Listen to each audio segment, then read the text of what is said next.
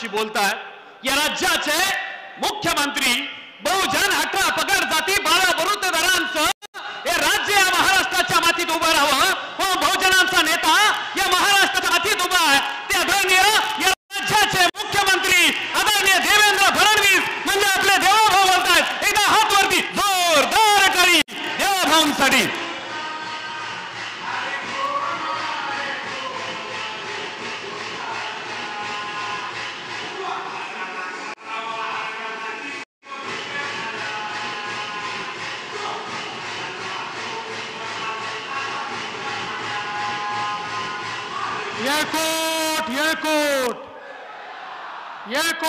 येळकोट छत्रपती शिवाजी महाराज की, धर्मवीर छत्रपती संभाजी महाराज की, राजे उमाजी नाईक यांचा, राजे उमाजी नाईक यांचा.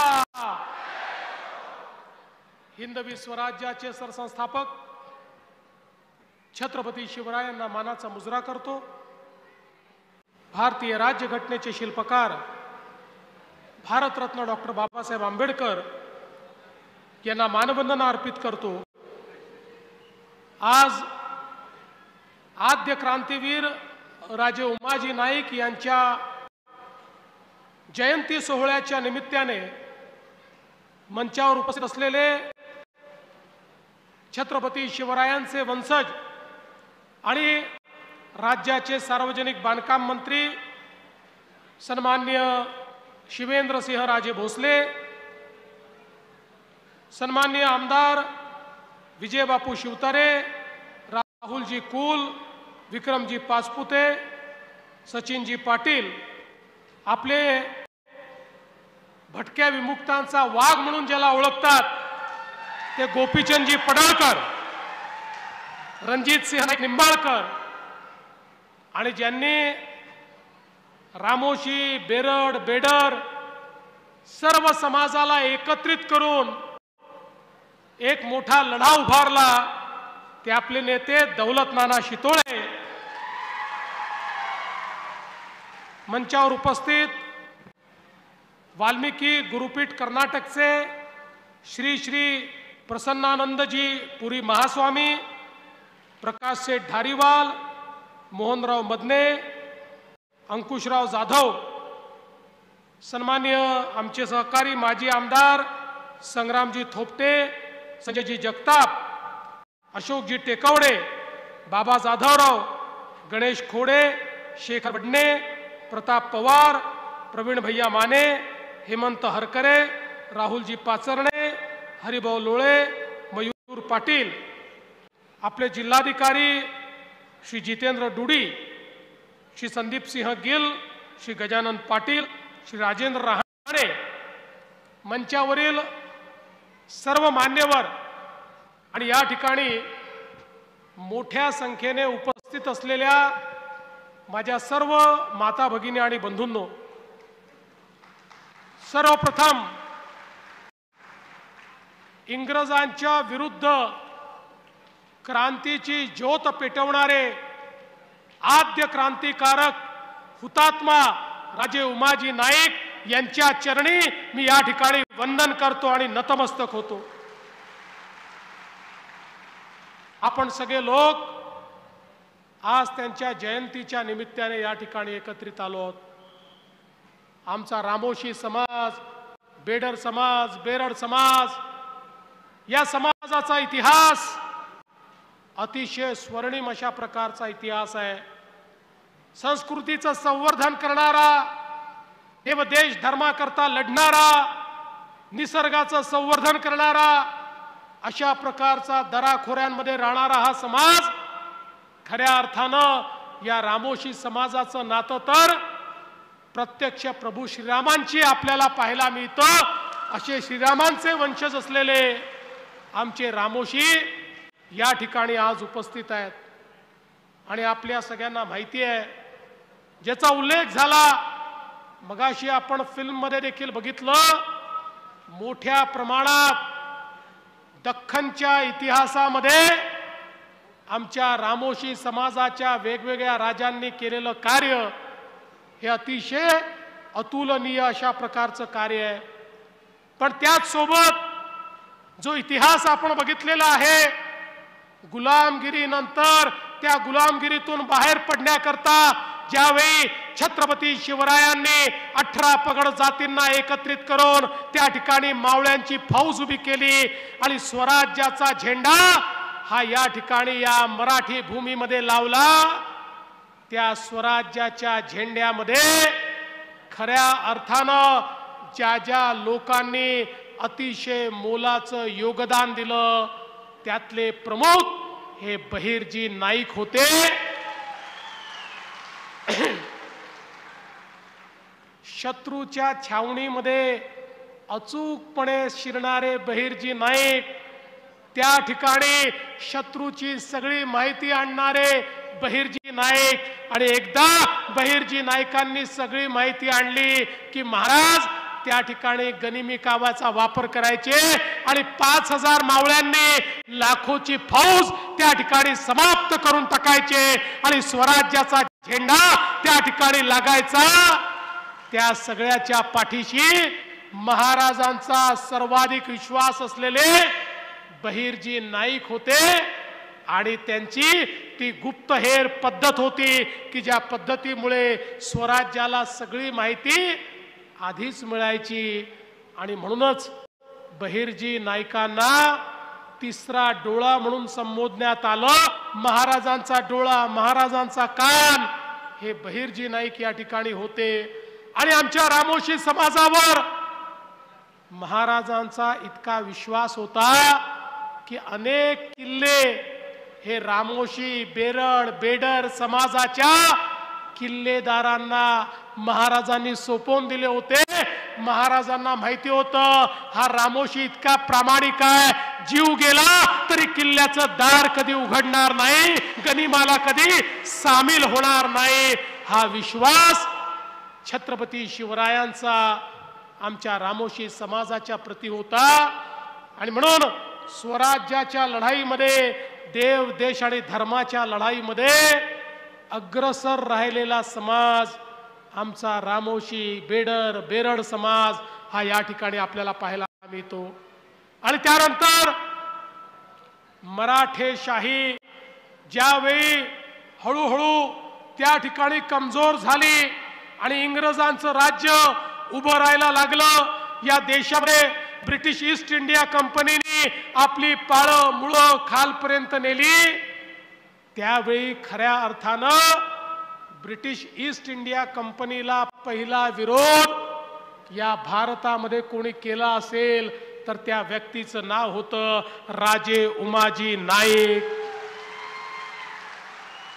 आद्य क्रांतिकारक राजे उमाजी नाईकांनी हा निर्णय घेतला की या देशामध्ये परकीयांचं राज्य चालू देणार नाही.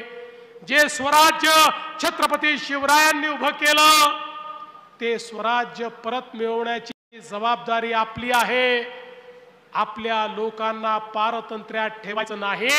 आणि म्हणून त्या ठिकाणी स्वर्गीय उमाजी नाईकांनी, राजे उमाजी नाईकांनी खऱ्या अर्थानं एक सेना तयार केली आणि त्या सेनेने इंग्रजांना अशा प्रकारे सळो की पळो करून सोडलं.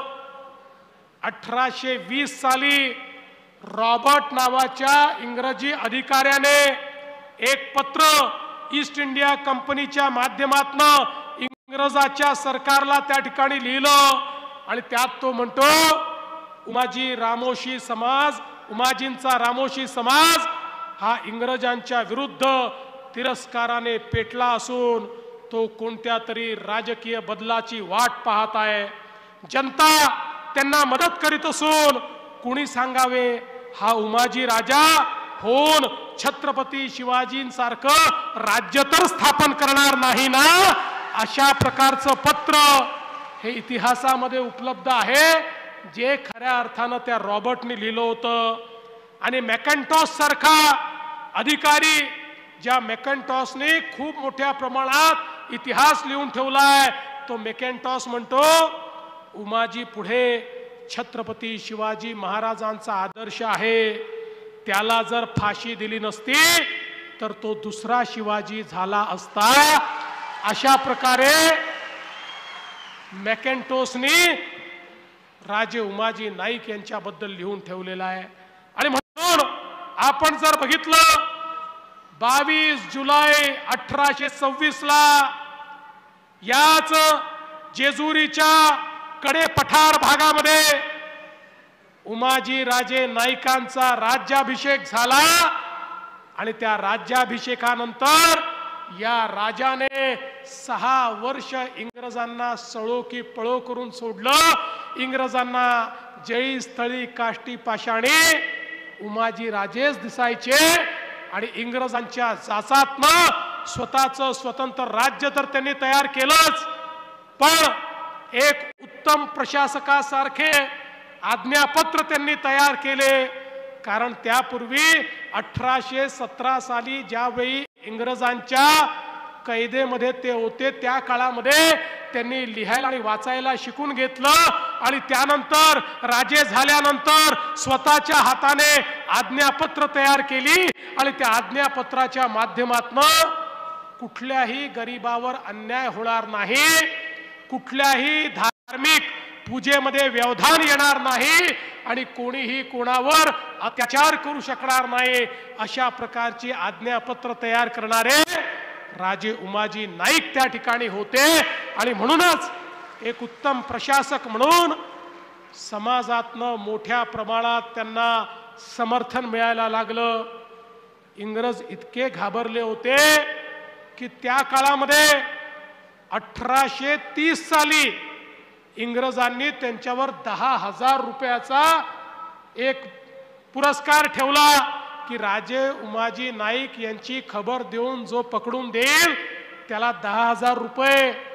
तेव्हाचे 10,000 रुपये म्हणजे आताचे किती कोटी रुपये याचा आपण हिशोबच लावू शकत नाही.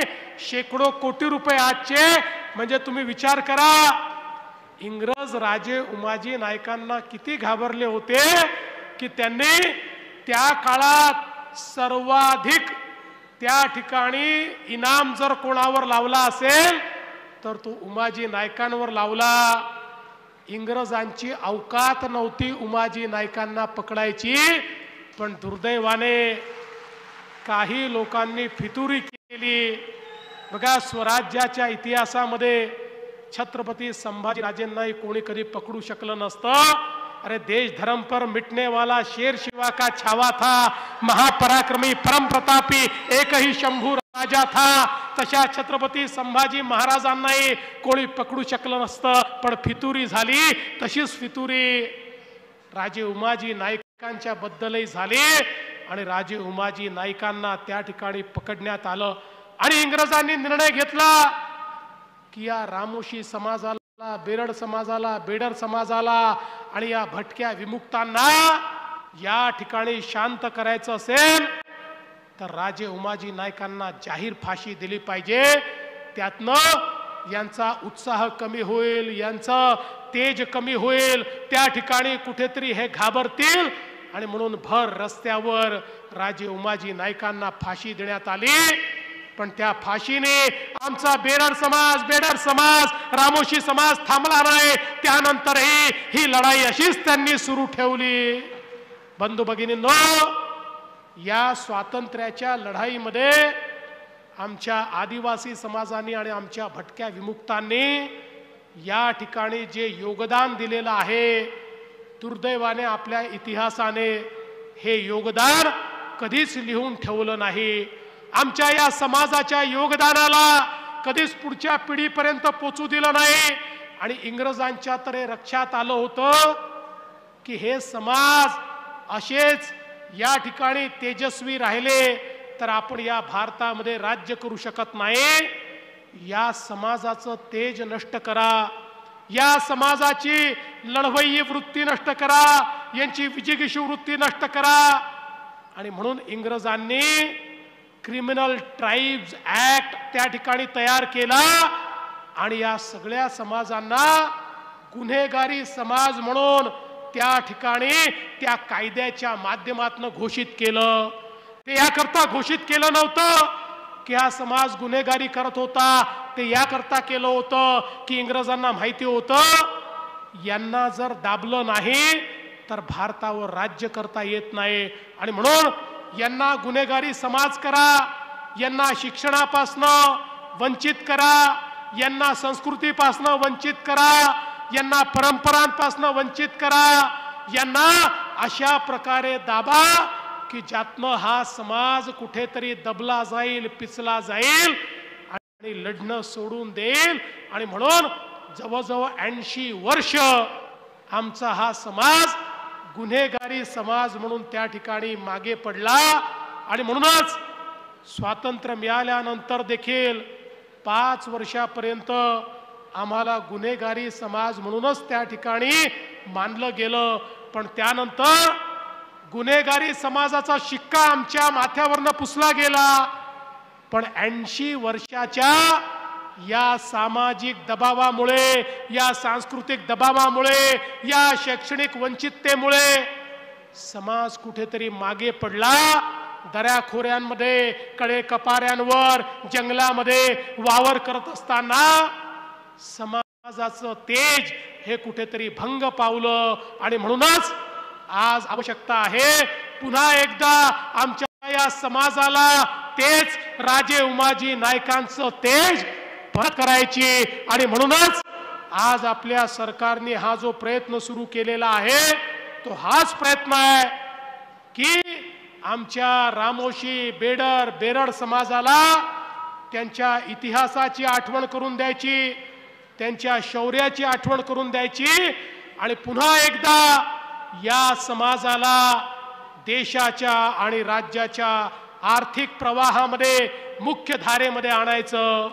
मी दौलत नाना शितोळे तुमचं अभिनंदन करतो की तुम्ही एक अतिशय चांगल्या प्रकारचं आंदोलन या ठिकाणी उभं केलं आणि वेगवेगळ्या प्रकारच्या आपल्या संघटना असतील, मदनेजी असतील, जाधवजी असतील, MM नाना असतील, सगळे लोक हे एकत्रित झाले आणि सगळ्यांनी मिळून हा निर्णय केला की आता आमच्या समाजाला आम्ही मागे राहू देणार नाही. तर ज्या प्रकारे राजे उमाजी नायकांनी या समाजाला एक अभिमान दिला होता, एक स्वाभिमान दिला होता, तशाच प्रकारचा स्वाभिमानी समाज आम्ही उभा करू.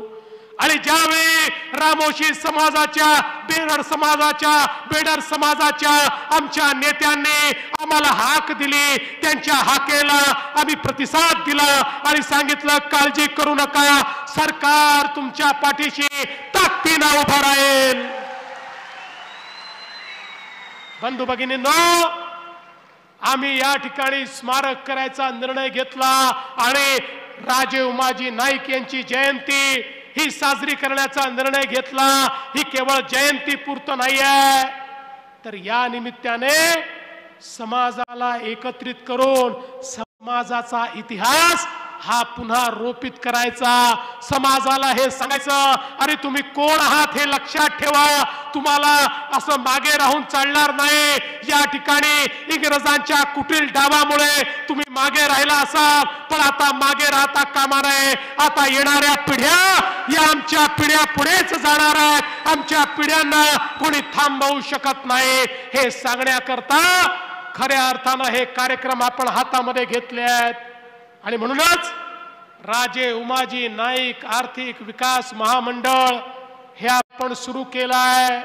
आणि आता मला सांगताना नाना आनंद वाटतो, मागच्याच कॅबिनेटमध्ये आम्ही निर्णय केला, आता 2 लाख पर्यंतच्या कर्जाला कोणतंही तारण लागणार नाही, बिना तारणाचं कर्ज मिळेल आणि 15 लाखापर्यंत बिनव्याजी कर्ज आमच्या रामोशी तरुणांना त्या ठिकाणी देण्यात येईल. महामंडळाचे व्यवस्थापक या ठिकाणी आहेत, त्यांना मी सूचना करतो, शेवटी समाजामध्ये जागृती कमी आहे, नेते फिरतायत, पण तुम्ही देखील स्वतः समाजातले तरुण हुडकून काढा, त्या तरुणांना प्रशिक्षणाच्या योजना सुरू करा, त्या प्रशिक्षणानंतर त्यांना कर्ज द्या आणि त्यांना आपल्या पायावर उभं करा. नोकऱ्या मागणारे नाही, नोकऱ्या देणारे रामोशी तरुण या महामंडळाच्या माध्यमातून आपल्याला घडवायचे आहेत. खरं म्हणजे या तरुणाईच्या हातामध्ये खूप ताकद आहे, क्षमता आहे, त्याला योग्य वाट आपल्याला मिळवून द्यायची आहे. आणि म्हणून मी आपल्याला या ठिकाणी सांगू इच्छितो, एकीकडे महामंडळ आहे, दुसरीकडे या ठिकाणी महाज्योती सारखी आपली संस्था आहे, ज्या संस्थेच्या माध्यमातून स्पर्धा परीक्षांकरता मोठ्या प्रमाणात आपलं काम चाललेलं आहे. पण मला एक गोष्ट या निमित्ताने सांगायची आहे, आमचा रामोशी समाज छत्रपती शिवरायांनी गडांची जबाबदारी त्यांच्यावर दिली होती, सुरक्षेची जबाबदारी दिली होती, पारंपरिक पद्धतीने तो सुरक्षा करतोय.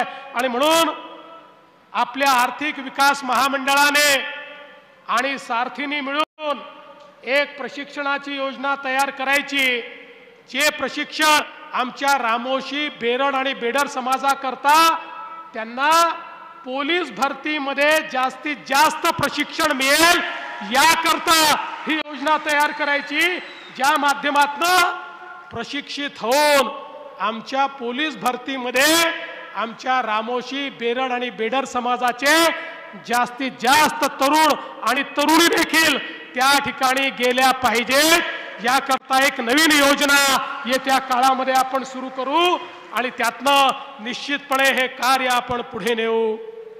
आमचे गोपीचंदजी पडळकर भटक्या विमुक्तांकरता, ओबीसी करता लढा देत असतात. आणि मगाशी बाबा राजेंनी सांगितलं, आमच्या सरकारची नीती पक्की आहे, एकाचं काढून दुसऱ्याला द्यायचं नाही. आमच्या सरकारची नीती पक्की आहे, दोन समाजाला भिडवायचं नाही. अरे इंग्रजांची नीती हीच तर होती, इंग्रजांनी आपल्या समाजाला त्या ठिकाणी एकमेकाशी त्या ठिकाणी झुंजवत ठेवलं, या समाजाला विभाजित ठेवलं. आणि म्हणून इंग्रजांनी राज्य केलं. आपल्याला सगळ्यांना सोबत घेऊन राज्य करायचं आहे, त्यामुळे याचं काढायचं त्याला द्यायचं ही नीती आमची नाही. आणि म्हणून परवा मराठा समाजाच्या हिताचा विचार करताना ओबीसी समाजाचं अहित होणार नाही याला आम्ही प्राधान्य दिलं आणि तशाच प्रकारचा निर्णय आम्ही केला. आणि मला आपल्याला सांगितलं पाहिजे, विशेषतः मराठवाड्यामध्ये इंग्रजांचं शासन नव्हतं. मराठवाड्यामध्ये 1948 पर्यंत निजामाचं शासन होतं. त्यामुळे मराठवाड्यामध्ये एखाद्याला जर कास्ट सर्टिफिकेट पाहिजे असेल तर इंग्रजांचे रेकॉर्ड नाही आहेत. महाराष्ट्राच्या इतर सगळ्या भागामध्ये आपण जर एखाद्याला जातीचं प्रमाणपत्र पाहिजे तर इंग्रजकालीन रेकॉर्ड उपलब्ध आहे, तो रेकॉर्ड काढतो आणि त्या आपल्या जातीप्रमाणे तो प्रमाणपत्र मिळवतो. पण मराठवाड्यात ते मिळत नव्हतं, कारण मराठवाड्याचे सगळे रेकॉर्ड हे हैदराबाद गॅझेटमध्ये होते. आणि म्हणून आपण इंग्रजांचे रेकॉर्ड उपलब्ध नाही म्हणून हैदराबादचे गॅझेटमधले रेकॉर्ड चालतील अशा प्रकारचा निर्णय घेतलेला आहे. त्यामुळे ज्याच्याकडे नोंद असेल त्यालाच सर्टिफिकेट मिळणार आहे, सरसकट सर्टिफिकेट नाही. नोंद असलेल्यालाच त्या ठिकाणी सर्टिफिकेट मिळण्याच्या संदर्भात सोपी कार्यपद्धती आपण केली. यामुळे मराठा समाजाचा खरी नोंद असलेला जो व्यक्ती आहे तो वंचित राहणार नाही, त्याला त्याचा फायदा होणार आहे. पण त्याच वेळी ओबीसी समाजाच्या ताटातलं कुठेही काढून घेण्याचं काम आम्ही केलेलं नाही. आणि म्हणून हा निर्णय असा आहे की या निर्णयामुळे मराठा समाजाचं तर हित झालं आहे, पण ओबीसी समाजाचं बिलकुल अहित आम्ही होऊ दिलेलं नाही. आणि मी या ठिकाणी सांगतो, जोपर्यंत हे सरकार आहे, काहीही झालं तरी ओबीसीचं अहित आम्ही होऊ देणार नाही. ओबीसीचं मंत्रालय तयार करणारं हे सरकार आहे, महाज्योती तयार करणारं हे सरकार आहे, ओबीसीची महामंडळं सक्षम करणारं हे सरकार आहे, 13 वेगवेगळी महामंडळं तयार करणारं हे सरकार आहे. ओबीसी करता परदेशी शिष्यवृत्ती देणारं हे सरकार आहे, ओबीसी करता फी प्रतिपूर्ती करणारं हे सरकार आहे, ओबीसी करता 42 हॉस्टेल तयार करणारं हे सरकार आहे, ओबीसी करता प्रशिक्षणाच्या योजना तयार करणारं हे सरकार आहे.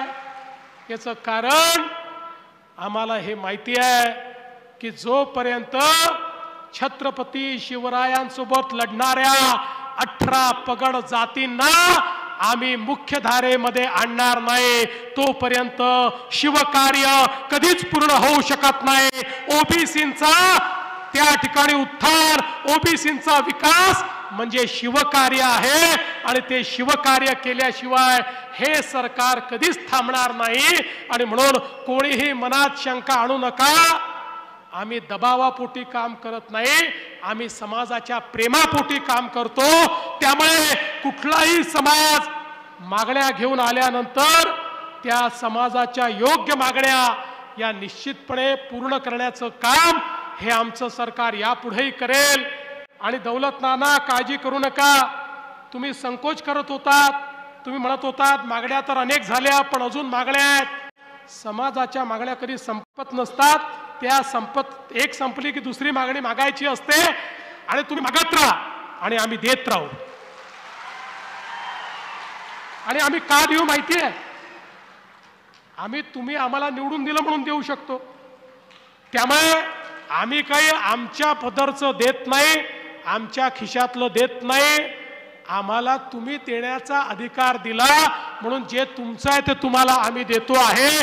त्यामुळे तुम्ही मागत राहा, जेवढी क्षमता असेल तेवढ्या क्षमतेनं देत राहू. आणि छत्रपती शिवाजी महाराजांनी जो मार्ग दाखवला, ज्या मार्गावर राजे उमाजी नाईक देखील चालले, त्याच मार्गाने 18 पगड जातींना सोबत घेऊन या महाराष्ट्रातल्या दीन दलित गोर गरीब आदिवासी शेतकरी शेतमजूर ओबीसी मराठा अल्पसंख्याक सगळ्यांना सोबत घेऊन आमचं राज्य हे पुढे जात राहील हा विश्वास या निमित्ताने व्यक्त करतो आणि माझं बोलणं संपवतो. धन्यवाद. जय हिंद, जय महाराष्ट्र.